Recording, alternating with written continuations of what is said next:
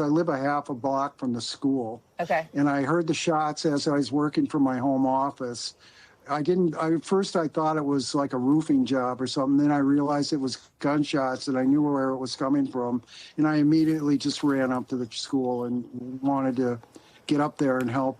Well, the church and school, I didn't know which one it was at that time, but I knew it was probably not good. And I wanted to get up and help in any way I could. So how many blocks did you have to run to get to the school from your home? Well, like I said, I'm about a half a block. I was there within a minute. And what did you see when you got there? So it was kind of an eerie calm when I first approached. I came up by the side of the east side of the church. I did see a magazine on the sidewalk next to the church. I just looked at that, and then I immediately looked around. I didn't see anybody there. I was looking maybe if the shooter was trying to leave or something. But then I went around to the front of the church, and I saw all the kids coming out.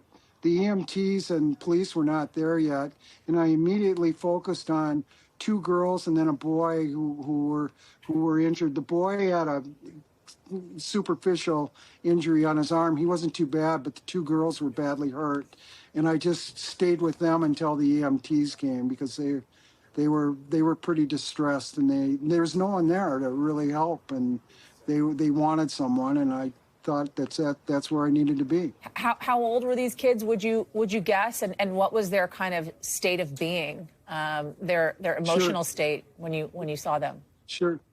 So between fifth and seventh grade, I'm estimating. So the one girl, the one that was shot in the head, actually was very coherent, and she came out and I had her sit down. But she was crying, and she said, "Please just hold my hand, and I did the whole time. Wow. The other girl that was hit in the neck, I was really worried about. Wow. But she wasn't bleeding much, and she could speak. She claimed she could breathe. So I just kind of watched her, and it would seem like an eternity before the police came. But again, that's in the moment. That's not a criticism of the EMT or police response. It's just like when I heard those sirens, it was just a great sense of relief. And then, interestingly, the young man that was with me was so brave.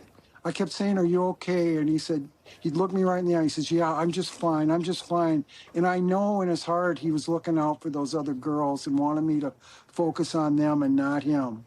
He was such a brave boy. And the girls were very brave, especially the one whose hand I held under the circumstances. I mean, she had a bad injury to her head, and thank God she didn't see it at the time.